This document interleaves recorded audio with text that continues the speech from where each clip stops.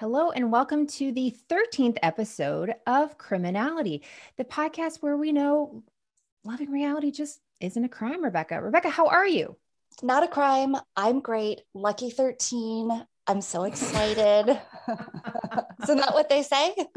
That, definitely. I think Taylor Swift really likes 13. So if it's good enough for her, I think it's good enough for us. Just wait till we hit 22. Oh, yeah. I'm like, wait, what's Adele? Is hers 21 or am I getting it all confused? Adele is 21, but doesn't Taylor Swift have a 22 I think you're right. thing as well? Yeah, a song or something. We'll get there when we get there. Nobody has a 37, I've noticed. 42 is all crickets over here. I'll tell you that much. You have nothing to look forward to. I'm sure you do. Did you have a good week? I did. We actually just dropped off our youngest at sleepaway camp for 2 weeks. It's in the wilderness. He's in a teepee, no phone. And because he's our youngest and our others are older, we actually got to stop in the mountains on the way home and take a little kind of mini vacation, 2 nights, just me and my husband. So this is something we've been talking about since they were little, like someday we'll be able to do this. And now we're here and it's wild. So that was fun. I love it. That's awesome. Good. Yeah. How about you? I feel like I haven't seen you in forever. I know. Nothing exciting. I feel like I haven't even watched that much TV. Like I told my husband, I'm like, I know I feel really busy whenever I'm thinking like, when's the last time I just vegged out and watched Real Housewives of Potomac, which speaking of which, Potomac is having an outstanding season as they always do. It's strong start. Yeah. I'm one behind. Like I missed this week's, but I'm excited to catch up on it. And yeah, you're right. It's really, really good. They came out swinging. Absolutely. And I don't think you've watched this show, but Love After Lockup also having a great season. That's one that I will watch immediately as soon as it's available to me because it's so trashy and terrible. Yeah. You just can't even believe these people exist, but you're so thankful they do because it's a lot of bad decisions, a lot of interesting decisions. Some of it's sad, of course, but there is like a humorous aspect to it. To a degree, some of the stories are sad and I don't like those, but there are some people that go pick up somebody from prison and they're dressed like a pickle. It just happens. I don't know why. I mean, I hate to say it, but like stranger things have happened. Like almost nothing surprises me anymore. So, okay, if you say so. That one's pretty good.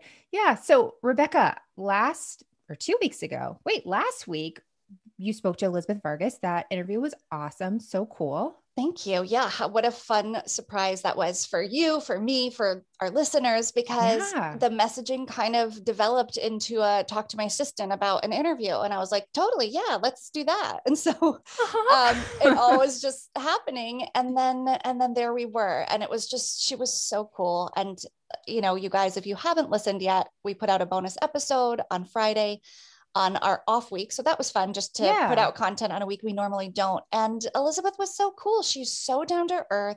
Yeah. Super honest.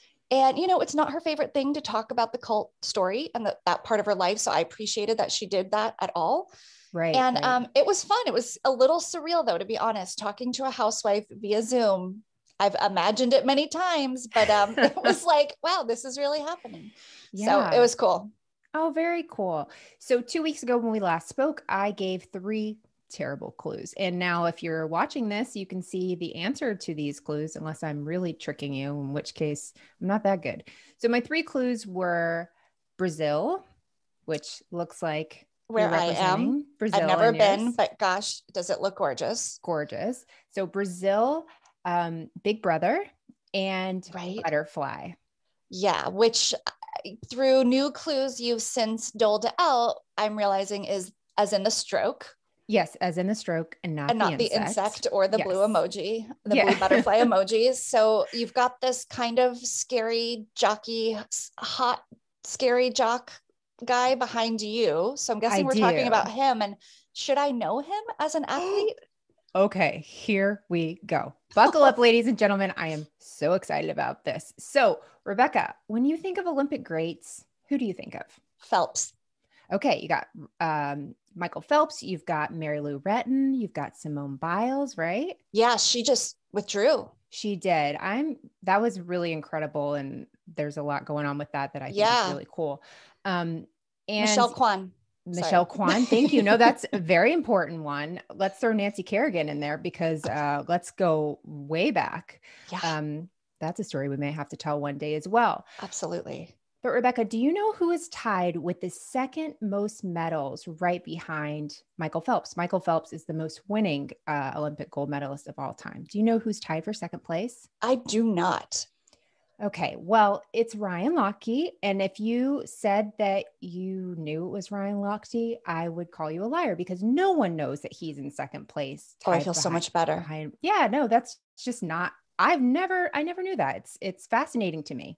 And what a bummer. I'm sorry to interrupt, but like to be the second highest ranking medal recipient is in the global Olympics is such a huge feat, right? So to just be like, well, if you're not the gold guy, then you don't, and no one knows your name. It's just like, man, that's a scam. That sounds like a racket. Well, listen, after today, you will know his name because we are going to be talking all about him. We're telling the story of a man with Olympic dreams, with a bro dude personality who really lost everything after what should have been one of the greatest nights of his life. Oh my gosh. Yeah, here we go. So before Ryan Lochte, and I'm going to have a hard time saying his name, Ryan Lochte, Lochte, was an Olympic athlete. Yeah, I'm pretty confident with that. I've heard it 3,000 times this week. He was really a goofy kid that grew up in New York State, not city. So I was all over New York State. Do we know a town? I might have driven through it this weekend. There is a chance it will come up later, but I can't remember what it is. He really didn't live there too long. He was born in 1984 in New York, and his parents, Ileana and Steven, had 5 children. Ryan's right in the middle. He has 2 older sisters named Kristen and Megan, and he has 2 younger brothers, Devin and Brandon. And so when Ryan's in middle school, his family actually moves to Florida because his dad was a swim coach. And I guess there was a really big opportunity there. And he does seem like a Florida man. I'm going to go ahead and put that out there. New York has disowned him. Florida, we'll take him. Makes sense. Yeah. Yeah. From my foot of the woods to my neck of the woods to yours. Yeah. Typically you come this way and you don't go the other way. So we get it. So after high school, Ryan moves to Gainesville and he goes to college at the University of Florida, which is a big deal down here. Gators. I'm from Florida State, or I'm from Tallahassee in Florida State. So not a big rivalry. Fan of Gators. Yeah. Yeah. That's our big rivalry. So he graduated in 2007 and he majored in sports management. During his time at the University of Florida, he had a coach named Greg Troy, who he actually said was the scariest person he's ever met in his life. Like that guy, whatever he tells you to do, you just do. And that's really why he was able to become the NCAA Swimmer of the Year 7 different times. This guy knows how to train an athlete. So as goofy as Ryan was, though, out of the pool, he was really serious when he was in it. In 2004, while he was still in college, he made the Olympic team trials where he placed second to Golden Boy Michael Phelps. In fact, Ryan would go on to compete in the Olympics 4 times and win 12 more medals, including 6 gold, 3 silver, and 3 bronze. Wow. Yeah, the guy can swim. He is very goofy, and you'll get to hear more about that soon, but he can swim. So during this time, really, he said he's golden. As long as he's swimming well, nobody really cares what he does. You know, he's making money, he'll get sponsors, stuff like that. So you just have to be in the pool and do what you're supposed to do.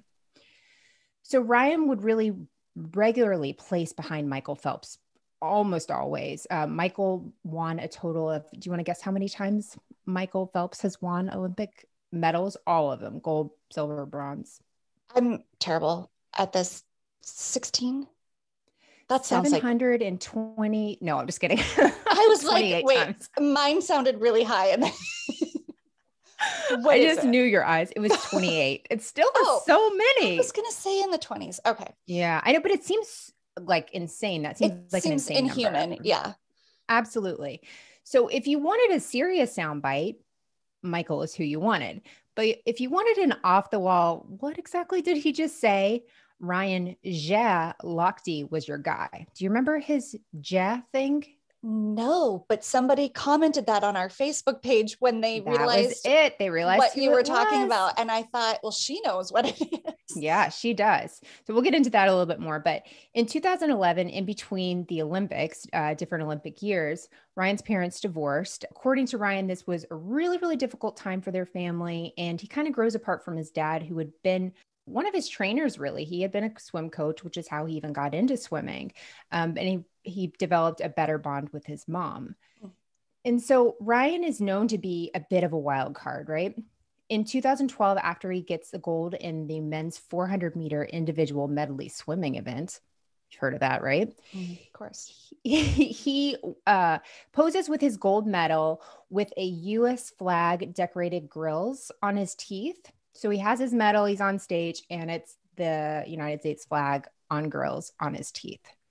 It's like, I don't know, very Lala Kent to me or something. Like Lala Kent, that's pretty good. Yeah, I could see Lala Kent or even the white Kanye, James Kennedy, doing something like that, right? Absolutely. Yeah. And this was the same year, 2012, where he tries to get his catchphrase, JEAH, trademarked. And I say he tried because there's actually no record that he actually went through with the trademark. I read one article that said he basically abandoned it. He began selling lots of stuff on his website with the word JEAH on there, spelled JEAH, which he said basically just meant good. And he also said he took this word JEAH from Young Jeezy, who said CHEA, CHEA, and he changed the spelling. That's all he did. And then that was his thing, JEAH. I thought maybe because you know how Spain Spanish is different from Mexico and South American Spanish, and there's sometimes J's instead of Y's. Sure. I think that's the letter switch. I'm not sure. I thought maybe in Brazil they said yeah, like instead of yeah. And then that would have tied it in. But no. Oh, Rebekah. No, this is just, he heard a rapper do it. He changed a letter and he started selling sunglasses with JEAH on there.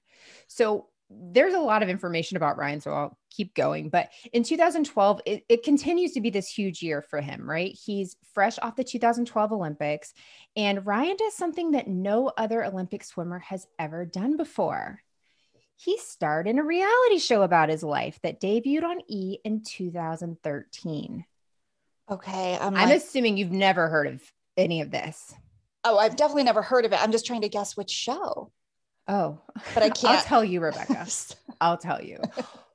It was called What Would Ryan Lochte Do? No, stop. It's 100% called that. And in a word, I have to say, how? How did this show ever happen? We have so much Olympic greatness, and Ryan JEAH Lochte gets a show called What Would Ryan Lochte Do? Was he a household name in some households during this time? He had to have been. Yeah, but it was mostly because of his antics, right? So it's because of the grills, and it's because he, Michael Phelps is so big and he's running these races with him. So you see him a lot. He has notoriety. You see him in Hollywood. He's at parties, those kind of things. So he's out and about. Okay. So on this show, Ryan is training in Gainesville. He stayed in Gainesville, and it also shows his time in Hollywood. It shows him meeting celebrities like Carmen Electra, who we're supposed to believe he went on a date with. And my personal favorite is when he has a meeting with one of his sponsors, who at the time was Speedo. And he goes into this meeting with Speedo, right?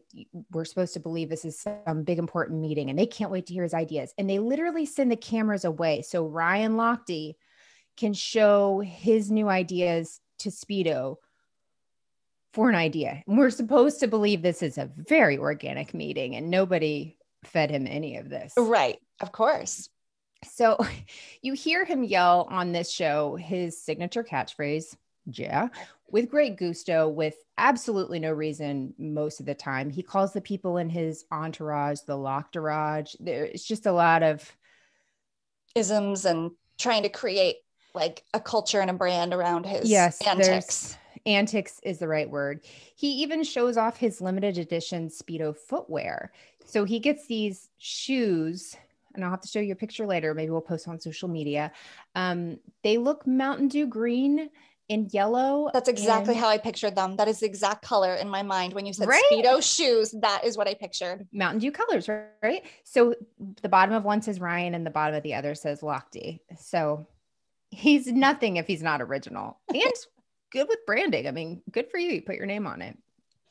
At one point, Ryan even has 150 pairs of shoes, and he gets into the world of fashion, which he's a good looking guy. I mean, you can, for sure. I like basically yelled that to make my point, but I mean, really, he's a very good looking guy. I'm looking at him. Yeah. Objectively, right? Yeah. Just, he is. And so he gets into fashion, which isn't really that surprising. On the 4th episode of WWRLD, Ryan discusses possibly creating a kids line and says, quote, I always see babies in the clothes that they wear, and it's horrendous. It's going to be something that they see. They're like, quote, dang, my son would look cute in that. He's going to be a straight up pimp, end quote. Okay, I think I am now getting on board. I'm like, yes, this is the man we've been waiting for. I mean, can you imagine saying that about a children's line? And like, I love it. Oh, he is really amazing. He's something. Yes. Yeah. This is so good. It is. Unfortunately for Ryan, though, after 6 episodes, What Would Ryan Lochte Do was canceled. We'll never find out what Ryan Lochte was going to do with all these things, which is really shocking considering some of the titles were What Would Ryan Lochte Do with a TV show? Riveting television. What Would Ryan Lochte Do for his brother? These are episodes? These are episodes, Rebekah. Okay. They are in the vault. You can still watch them on Amazon Prime, which I paid money to watch all of them.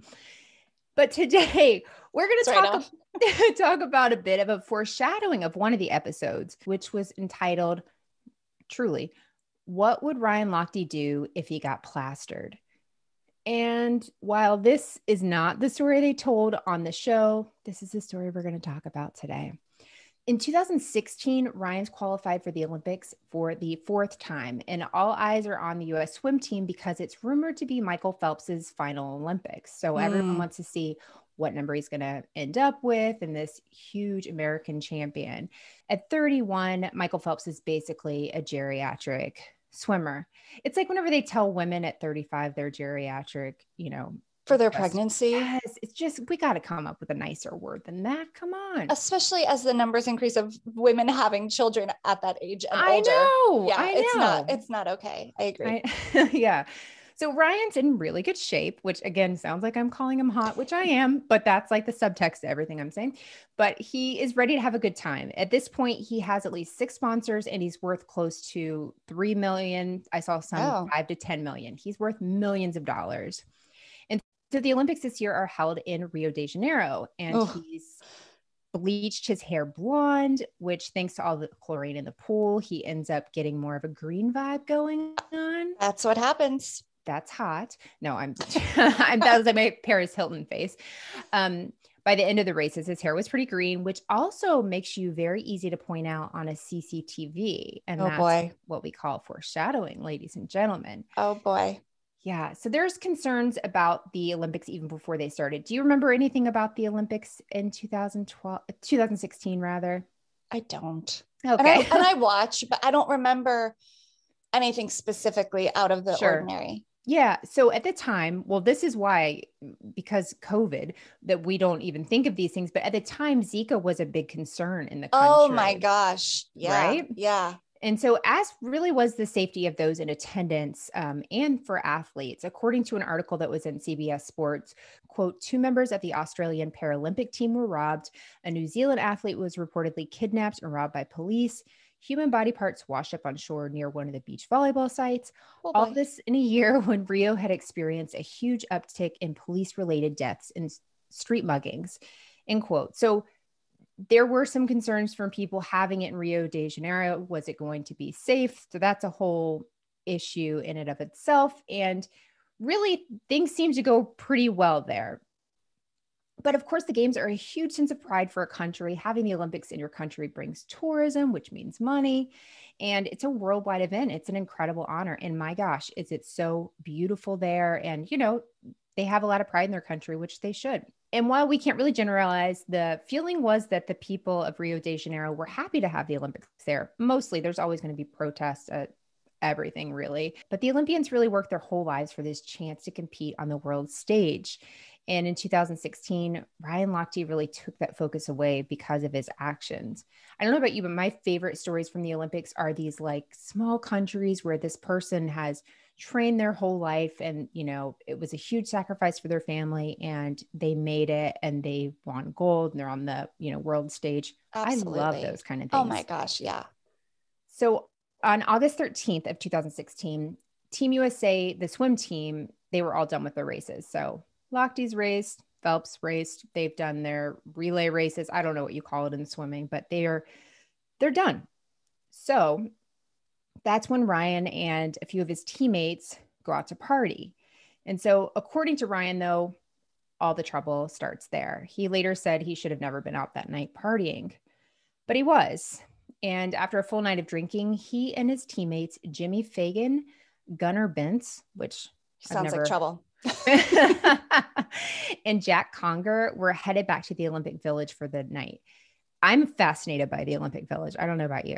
I was just going to say, there have been stories about the Olympic Village and like, I mean, you have to consider who comprises an Olympic Village. These are like athletes at their peak body physiques are like top shape, but they're like wound up, right? So tight from like all the rigorous training.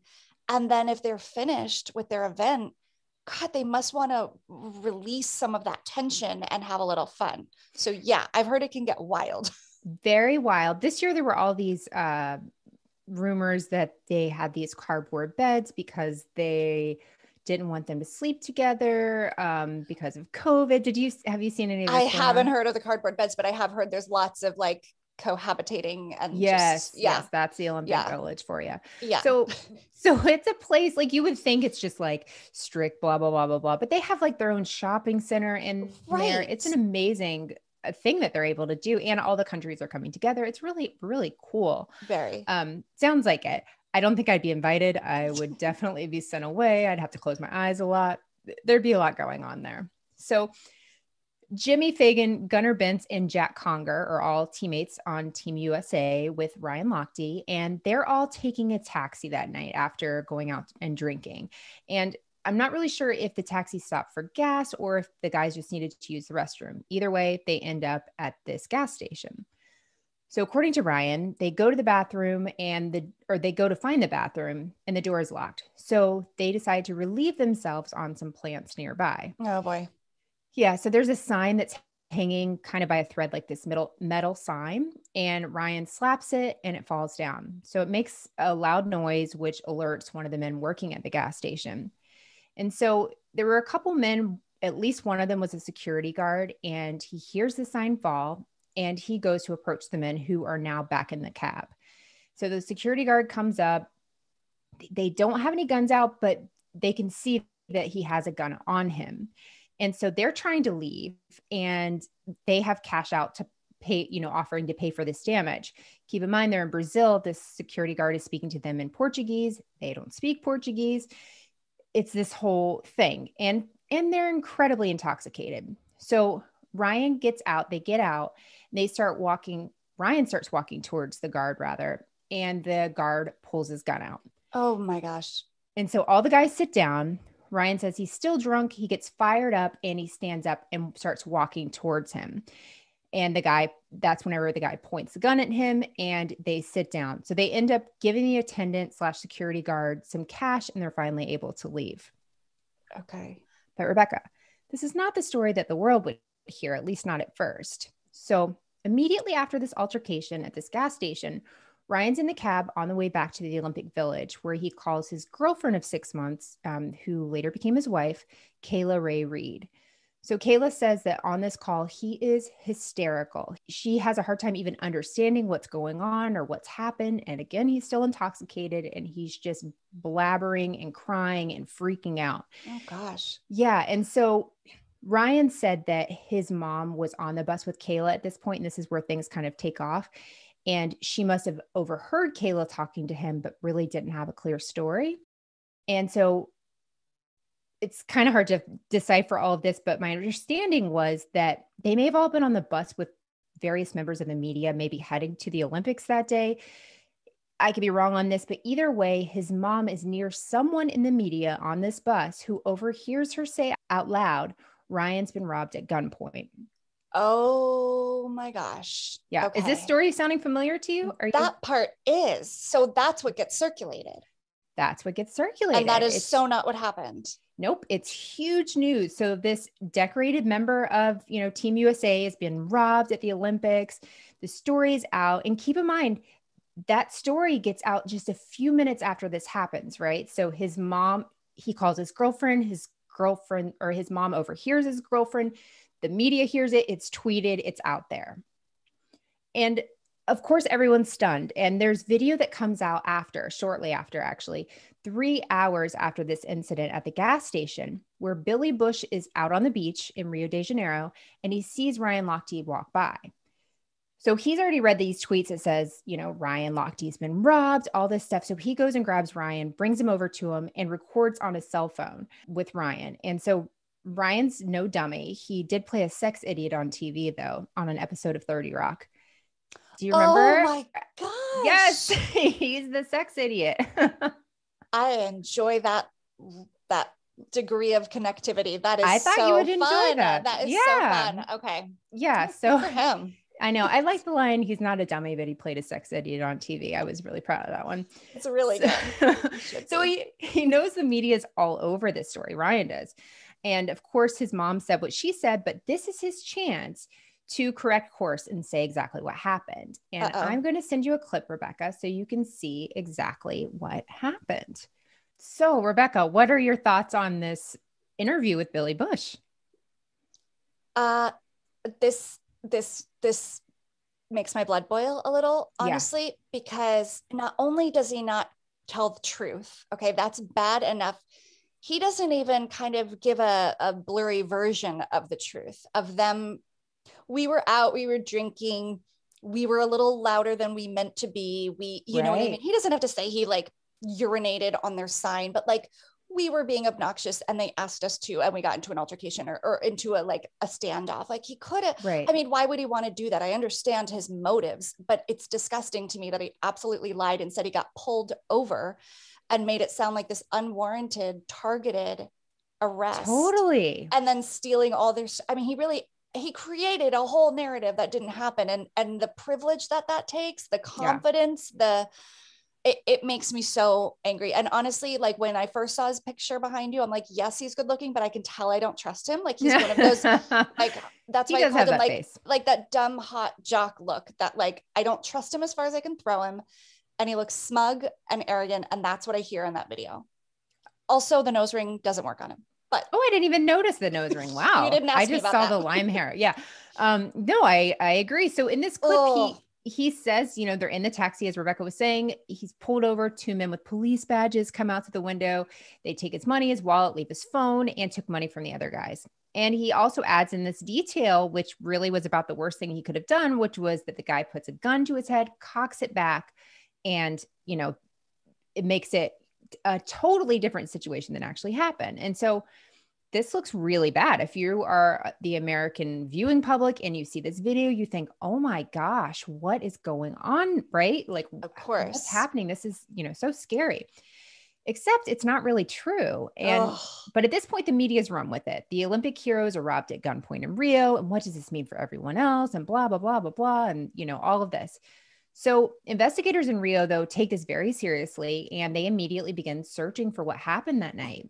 And as I mentioned before, the green hair is really easy to spot on CCTV because it was caught on CCTV.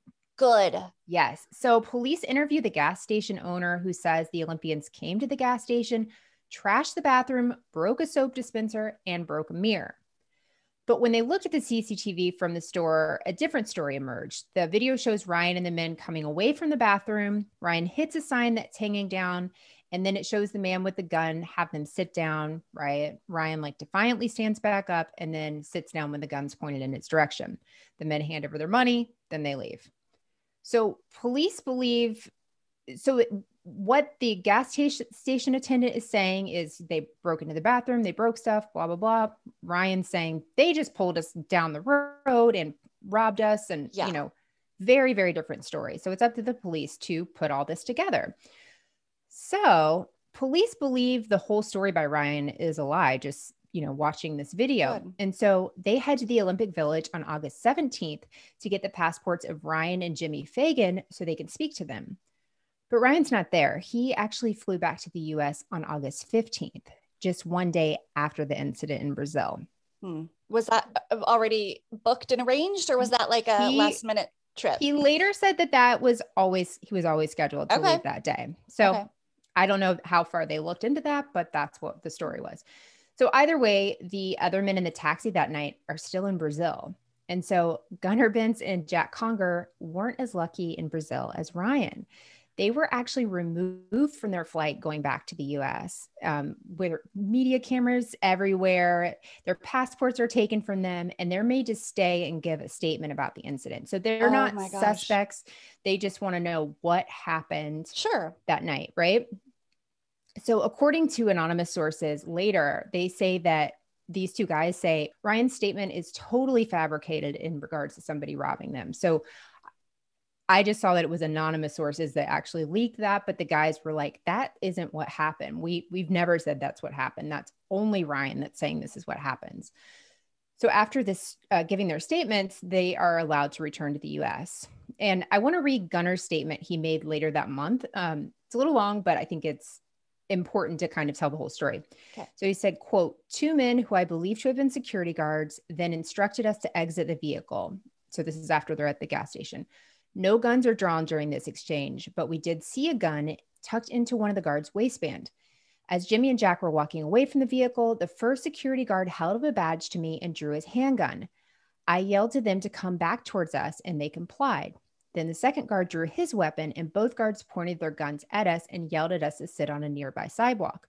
Again, I cannot speak to his actions, but Ryan stood up and began to yell at the guards. After Jack and I both tugged at him in an attempt to get him to sit back down, Ryan and the security guards had a heated verbal exchange, but no physical contact was made, end quote. He also said that someone there steps in to help translate, might have been a customer, and told them, hey, you need to pay them before you leave. So Gunnar Bentz gives them $20 and Jimmy Fagan gives them 100 reals, which is about $19. And then they get into another taxi and they leave. And Gunnar makes sure to mention, like I said, that he and Jack were never suspects, but they were always seen as witnesses. So on September 8th, Ryan is suspended for 10 months by the U.S. Olympic Committee, and Bentz, Conger, and Fagan were all suspended for 4 months. During this time of your suspension, you can't receive any money from sponsorships. Oh, wow. You can't race. Yeah. So it's your whole livelihood is gone. And will those sponsors even come back? Now you've got this, going on. So Ryan's also required to complete 20 hours of community service, and Bentz receives 10. And worst of all, though, Rebekah, they weren't able to attend that year's Golden Goggle Awards. I missed it a few years ago. Tear coming down. Yeah. Them. I bleached my hair, had swam in the chlorine, and all of a sudden I realized I did not get an invitation to the Golden Goggle Awards. When that happens. More often than I can count. Or always. So back to the serious stuff, though. The Brazilian police actually charged Ryan with falsely reporting a crime. Ultimately, though, in July of 2017, a court in Brazil dismisses these charges, saying that it did not rise to the level of filing a false crime report.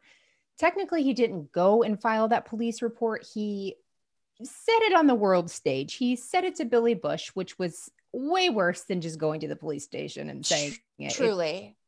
Right? Like, nobody would have known what he said at the police station, but everyone knew what he said there. And it was just chaos there, thinking that these Olympic athletes had been robbed at the Olympics. So that's really what happened in Brazil. There's a little more going on to Ryan's story, and then I think you'll enjoy the rest of this. But Rebekah, while Ryan got his start on reality TV, as far as we know, on What Would Ryan Lochte Do, WWRLD, do you know the next show he appeared on the same month as what we refer to as Lochtegate?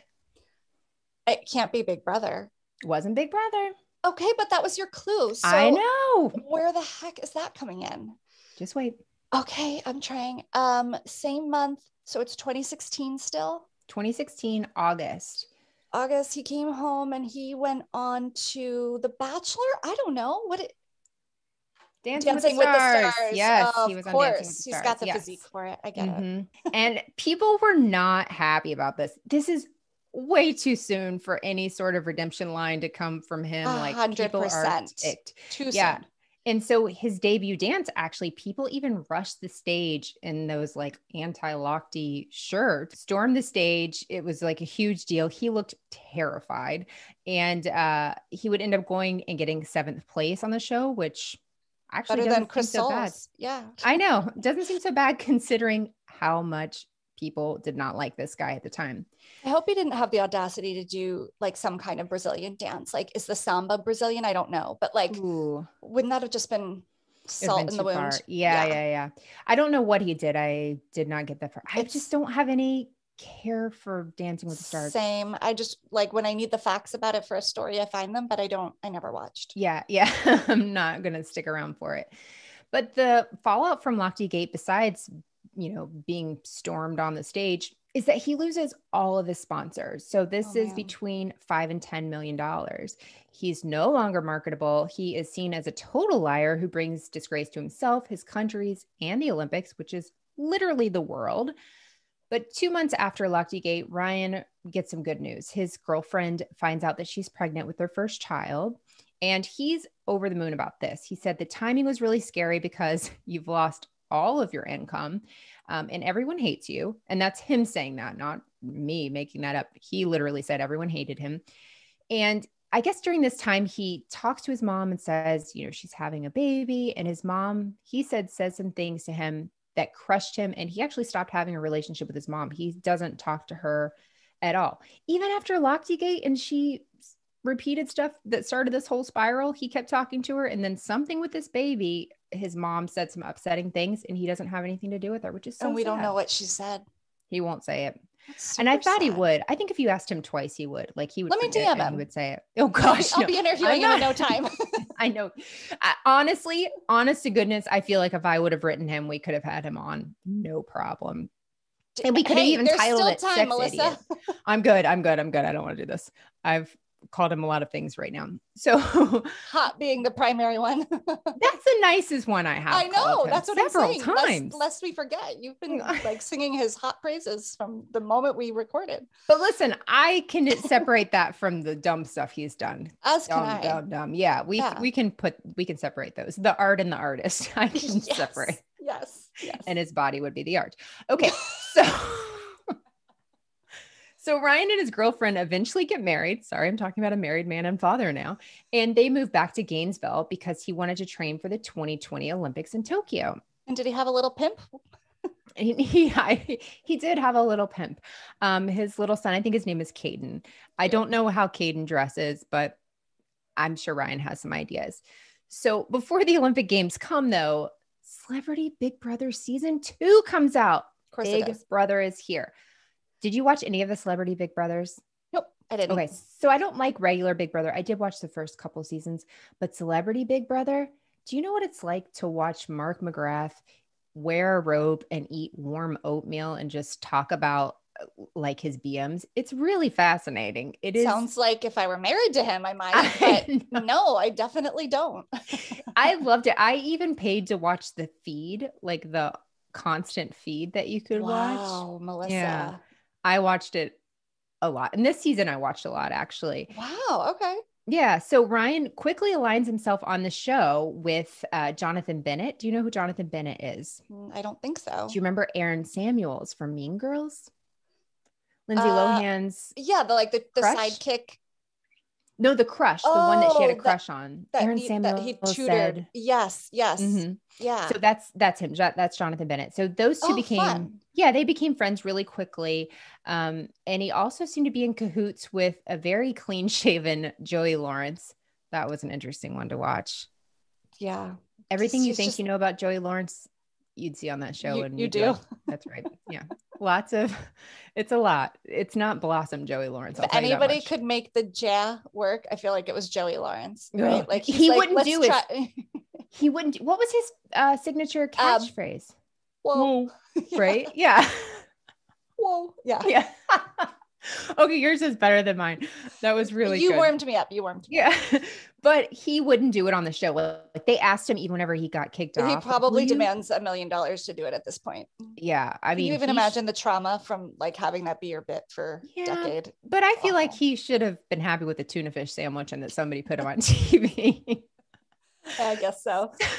So the other person he was in cahoots with was Dina Lohan on the show. Weird. Also like a degree away from Mean Girls through Lindsay. Oh yeah. And that was kind of the thing. Those two were kind of like friendly already. That's funny. And that was whenever we found out, do you remember this bit of information that Dina Lohan had an online boyfriend at the time that she had never met? And people were telling her in the house that it was a catfish. She was being catfished. Yes, I do. She was not catfished. Apparently Nev from Catfish helped her and they met and they were engaged as of 2020. I don't know if they still are, but interesting. I'm telling you, the live feeds were where it was at. I loved it. Yeah, she dodged a Dirty John story. That's great. Yes. And Candy Burris was on this season. It was really good. Oh my gosh. Yes. And so back to Ryan, JEAH, Lochte. He ends up getting too much power too quickly on the show, and he ends up being the second celebrity that's eliminated. So he wasn't on very long. Okay. In 2020, Ryan also spoke to a USA Today reporter and shared that he had gone to rehab in Florida for issues with alcohol back in 2019, sometime after Big Brother. And he said he really came out of that as a totally changed man. Good. But Ryan really still wanted redemption in the Olympics, and he began training. And I will say there's a documentary, and I think it's called In Deep, I'll say for sure at the end, on Hulu that I ended up watching after I'd done all this. So I kind of put some details in from that. But it's really interesting about him. And I feel like the person we see now, either he's a really good actor and he did play a sex idiot on TV, so he could be, or there have definitely been changes in maturing and what you hope for somebody that they've learned from terrible, terrible things they've done. But I feel like there has been some changes. People can decide that for themselves. I root for people to do better. So I feel like sometimes I see it. That makes me so happy. And I am too inclined to be willing to believe the change. Yeah. And also going to rehab, not for nothing. Like if he's really taking that seriously, that will bring about a change and a clarity he hasn't had. Like I wouldn't be surprised if he's a different person and on a new path. I mean, look, it's a journey. Like he could still stumble and have all kinds of setbacks, but I like how you said that. I also would want to believe him and I root for him. Right. And he could be wrong, but I would want somebody to give me that, benefit of the doubt. So I want to give it to somebody else as well. Yes. So he's still wanting redemption though, as far as the Olympics go, because that's what people remember him for. They remember him for this terrible thing he did in 2016. So he begins training really hard and he's noticeably older than all the athletes that are working towards Olympic gold as a swimmer. Caleb Dressel, who's like the new Michael Phelps, really, he's more than a decade younger than him. And so that's humbling. Right. And so Ryan still isn't without some issues, though. He ends up documenting his time training and getting ready for the Olympics. And he posts a picture to Instagram of him getting, this is terrible, a vitamin D infusion. That's like a nothing, right? I love your face. I knew I could sell you on that. He was getting a vitamin D infusion, which turns out if you don't get prior permission from like the Olympic committee, there's only a certain amount you can get without an exemption. And he got more. It's a disqualifier. So because he posts it, he gets a 14-month suspension, which is more than he got for Rio. So can't get sponsors, can't get paid, can't race, can't do anything. So it's this whole setback. But he said, hey, I didn't know this was a rule. I should have, and I accept the punishment. And he still planned to be in the 2020 Olympics. So he really I thought he handled that very well to not blame somebody else. He said, should have known, I didn't, whatever. Which, we've seen all the stuff this year with racers and, all kinds of drama going on in the Olympics and the rules and stuff like that. So we're going to see more and more changes, I think. I think so too. It's really interesting. I think the world has changed. Yeah. And the conversation in just 4 years' time has changed. Yeah. Well, a lot happened in those 4 years, right? So I think that's really interesting, and how athletes are going to respond and how the committee will respond in terms of change. I feel so bad. That sucks. Right. It's a terrible, and it did make me sad because you got somebody who's like, and you're on a timetable, right? So like he is getting older. He's not hashtag 37 or hashtag 42. Actually, he's close to hashtag 37. Sorry, Ryan. I think he's like a year younger than me or a few months. So anyway, yeah, maybe he's getting there.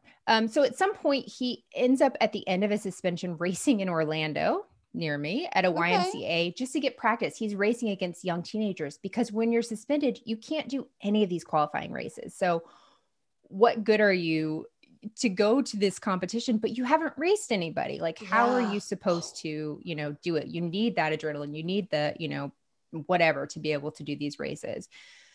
So he spends months training. He's taking care of his kids. He has 2 kids now. He's working with his old coach that he was terrified of, but he said, this is who's going to get me to the Olympics. Unfortunately, though, for Ryan and for the rest of the world, 2020 was the year of COVID-19. And so the Olympics are postponed until this month we're recording, which I did on purpose. I'm actually proud of myself for this, Rebekah. This is amazing. I love the timeliness of this. I love the departure from, I thought when we started with the Olympic story that was the reality show, to be honest. Like, in and of itself, the fact that there's actually like numerous inside multiple. This, mind blown. You nailed it. You killed it. Apparently, whenever people do one reality show, they do 1,000. That's that what is we're something learning, right? We're learning. Yes. Yeah. So anyway, Ryan still needs to qualify though, right? So he continues to really work in overdrive. He's training 30 to 35 hours a week. He's swimming, I have 16K, I think 16,000 meters. I don't know. 5 hours a day, 2 workouts a day, and 7 days a week. He's eating, this is the part that's good, 8,000 to 10,000 calories a day. Perfect. That part of the training, ace. I got it. I could just eat and then sleep. Let me do that part, Ryan. You do all the swimming and looking hot in a bathing suit. I'll grab onto your ankle. That's good training. He needs to practice. Carry all this weight. Let's go. Dead weight. There you go. So he did though even gain a new sponsor after he had lost all those sponsors years ago. The new sponsor is Tier swimwear brand. Okay. And he seems very happy about it, excited about it, which is great. He had previously had a small stint with the company debt.com, DEBT.com in 2016, where his line in the ad was, "It's your second chance." On brand. It was very smart of debt.com, or it was for sure. Yeah. Or fortuitous. I don't know. It depends when in 2016. It was after. It was whenever he wasn't getting stuff. So Ryan and his wife, like I said, had another baby named Liv that joined Big Brother Caden. And his wife really could not praise Ryan more as a father. She said, he's really just a big kid. And in this documentary, you see him, when you see a dad on the playground with a kid and you're like, oh my gosh, that guy is so much fun. Like he's probably not very helpful at that time, but like he is engaged with that kid. He is on their level. That's what he seems like to me. Yeah, that's great. Yeah. And so as for Ryan, he says that the time in Rio changed his life forever and he's better because of it. He said really the part that really destroyed him, it wasn't losing money. It wasn't any of that. It was hearing these young kids come up to him and say, "You used to be my hero. And now I think you're a liar." And he teared up as he said this. Again, I don't think he's that great of an actor. So to me, it felt very genuine. Whatever else you want to think about him, I do think, and whatever you think his motivation is for being sorry about it, I do think he genuinely is apologetic. Yeah. But it's a big thing he screwed up and people don't take kindly. Yeah. So officially on June 17th, 2021, just a few weeks ago, Ryan goes to Omaha, Nebraska to try to qualify for the Olympics. And unfortunately, he doesn't make it and isn't representing Team USA in the Olympics this year. And he said he doesn't know if he will compete again, but he said that swimming is always a part of his life. He actually hosts clinics for kids, teaching them how to race and stuff. So I feel like his priorities are very in check. Like everything he was talking about in this documentary that was narrated by Patton Oswalt for some reason, he's like the new Morgan Freeman in these things. Yeah. And he just seemed to say, all I care about is my family. Like his wife was like, COVID and not isolation. What's the word? Quarantine. Quarantine. He thrived in it. He loved being at home with his family, loved being at home with his kids. Yeah, you don't hear that a lot from any really cool parent at some point. Seriously. Like you're just tired. Yeah. So if you have the opportunity to watch the documentary, it's called In Deep and it's on Peacock. And I really enjoyed it. I learned a lot about him and learned a lot about the story. And, I don't know. I love a good redemption story. I feel like he's on his way to redemption, hopefully. And he at least seems like he's on the right path. Yeah, I love that too. And I will watch that. I think that might be a fun one to watch with my kids. And I know my initial reaction to your story and his lies, I was very enraged.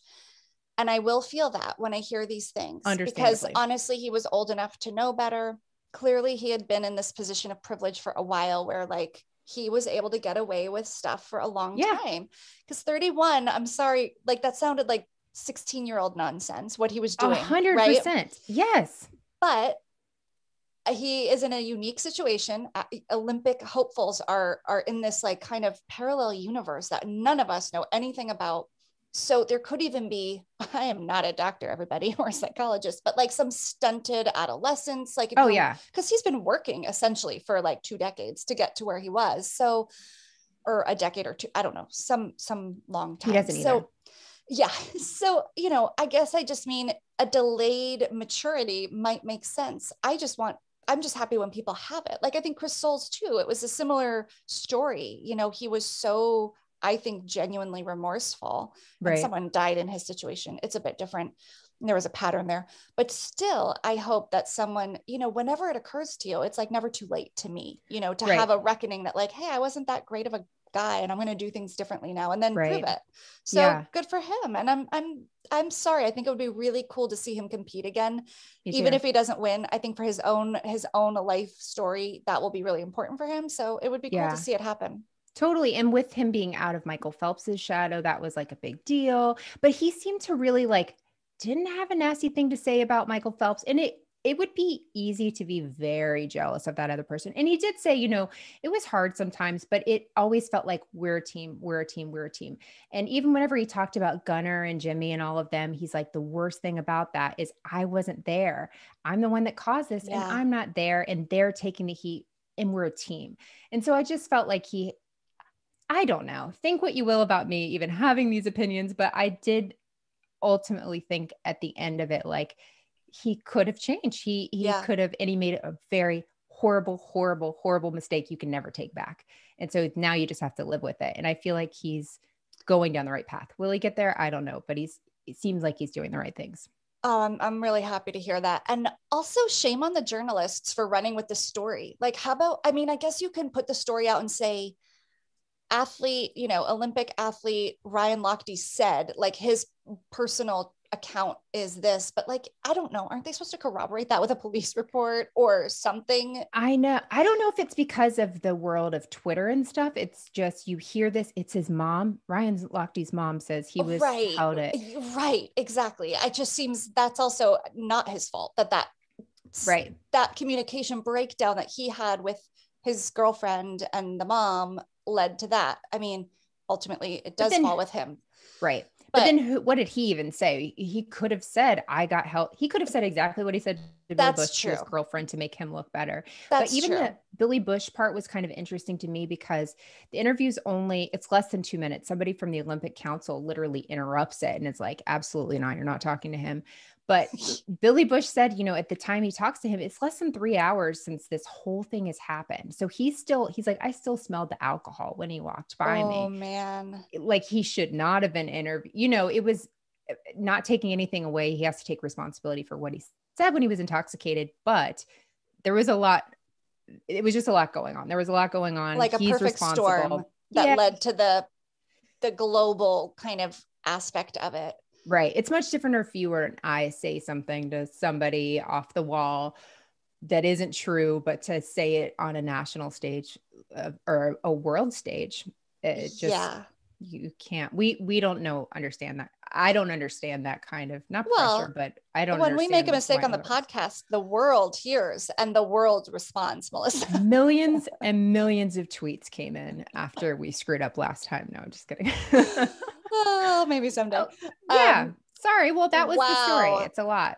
I really enjoyed that and love the timeliness of it. I haven't caught the Olympic spirit yet. I don't know why we don't have TV in the traditional sense in my house. I think a lot of people are like that. Same thing. I don't like know where and how to watch it, but I kind of miss it because I do remember, learning people's stories, and you can get so hooked in, but I'm not yet. But it's not too I'm late. with you. Yeah. Agree. We still have a couple more weeks. Yeah. Oh, that was good. That was really fun. Oh, good. Rebekah, I have to ask you, is there anything you've been watching this week? It's funny when you said, you're busy, when you have to kind of think like, what have I been watching? Right. I'm staying up to speed on Housewives as best I can. And that doesn't count because I can't like say Housewives every week. So I do have something, yes, but yeah. Okay. So I've got a couple clues for you. And I think it's a little bit on the easy side because it was really hard to come up with clues. So this is a Netflix show, and my clues are Ireland and France. And I'll throw in murder to make it a sweep. Oh my gosh. No? Why don't I know? No. Oh, okay. I bet listeners are knowing. So there's a show on Netflix. It's a documentary, 3 parts, called Sophie, Murder in West Cork. I've seen the thing for it. I just haven't watched it. Okay. So West Cork is this beautiful coastal Irish town. But you know what? Let me tell you what Netflix says the show is so people can understand and look for it. So Sophie, Murder in West Cork. It's a shocking murder in rural Ireland sets off an increasingly convoluted quest for justice that spans decades and cuts across national borders.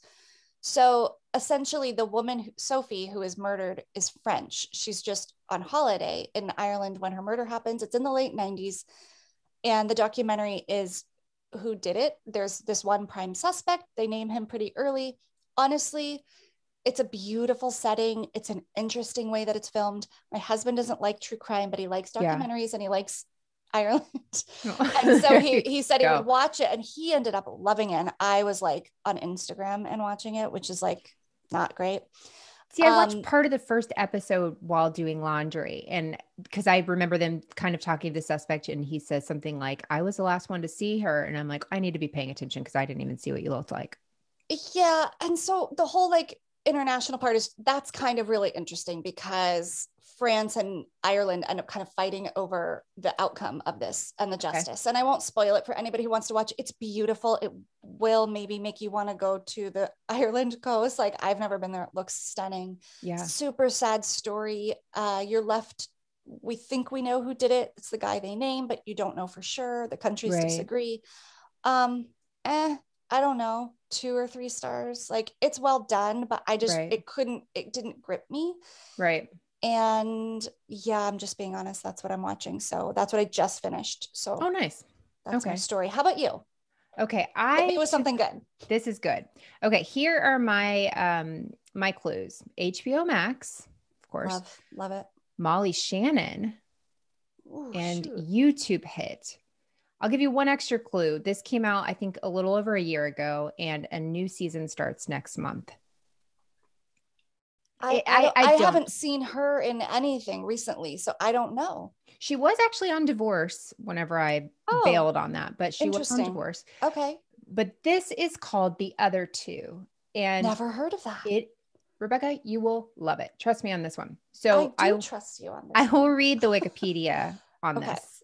We've decided, Rebekah and I made the decision separately, but now together, that we will just read descriptions and then go on from there. Pre-written blurbs. Right, exactly. So an aspiring actor named Carrie, played by Drew Tarver, and his sister Brooke, played by Helene York, who is a former professional dancer, try to find their place in the world while wrestling with their feelings about their 13-year-old brother Chase's sudden rise to internet fame. Chase's song is called I Want to Marry You at Recess. It's so great. Molly Shannon plays this like stage mom who's building her brand Kardashian style. But it's this teenager who does this YouTube song, gets famous, and his brother and sister, who are older than him, quite a bit older than him, are in the entertainment business. And one's an actor, one's a former dancer, and their brother's just blown up. And I'm in. It's by a writer from Saturday Night Live. It's so funny. There's 2 Housewives references in the first episode. Say no more. I know. I knew I could get you there. And it's just Molly Shannon like writing books because now she has stardom, but she doesn't even read the books that she's, it's this exaggerated version of life that we see. Very Justin Bieber-ish as far as the kid, the girls loving him. It's so funny and so ridiculous. It lost a little steam for me at the end of the first season, but it's coming back next month. So I'm so excited about it. Perfect timing. This sounds really, really good. HBO Max is killing it with putting out shows that like I don't hear about or see about, and then they're always just super high quality and so good. I forgot to tell you, I don't know if I told you this last time, but I'm rewatching all of Homeland with my daughter before she goes away to college. Ooh, I love that. So that's actually what's been monopolizing my time, but I felt like I might have mentioned that already. So I felt like it was, anyway, so I'm really watching Homeland almost every night. My daughter's like, how many can you watch in a night? Can we stay up till 2? And I'm just like, whoa. Yeah. But she is leaving August 19th and we're only on season 3. So I don't know you how gotta this is fly. going. Yeah. But that's really what we're spending a lot of time doing. Oh, nice. Yeah, it's been super fun. But that sounds good. Yeah. Well, yeah, no, that's it. I mean, if I can't sell you on that, I don't deserve to sell you on anything. But I do think if you like, it's like produced by Lorne Michaels. I don't know. It's like, sounds like all the ingredients. Yeah, totally. I'm very excited. Well, are you excited that we're going to do this again in 2 weeks and it's going to be an all new episode and story? And you're going to lead it? Yes, absolutely. Yeah, I thought you might enjoy that part. Yeah. So how about a couple clues? I've got 3 clues for you, and I feel like people are going to get this one. Okay. Confidence. I like it. Since we went to Brazil for yours, I'm going to take you somewhere too, outside of the United States. Okay. We're going to go to the UK. All right. Clue number 2 is wife swap. I'm excited already. Clue number 3 is fraud, because of course. I don't know, but I'm so excited. All right, good. Me too. I'm like really ready for this. It's a departure. Well, that's what I said about the cult one, and that's true. This was too, because Olympics. So yeah, we're just going places. I love it. We're going places we don't think any other show is going, but they might. We just don't know. That's really possible. But yeah, can't wait. And really enjoyed tonight. This was fun. Yay. I'm so glad. Thank you guys so much for listening. Check out Rebekah on her other show, Dialogue, which I think is in hiatus, a little break right now. Yeah, we're doing a little summer break. I'm actually putting out some bonus content from Patreon over there. Oh, nice. So it is new to the feed. So yeah, check it out. And always on Tuesdays, there's a new Moms and Murder episode that Melissa co-hosts. Yay. Keeping us very busy. And you can follow our show at Criminality Show on Twitter, on Instagram, Facebook. She says hesitantly. Yeah. Like I will do my best, but I really don't see everything there. And it's not because I'm not looking or trying. Facebook hides things and traps them, and it's annoying. So Instagram and Twitter are the best ways to reach me and Melissa. Yep. But yeah, follow along and say hello. All right. See you guys in 2 weeks. Bye.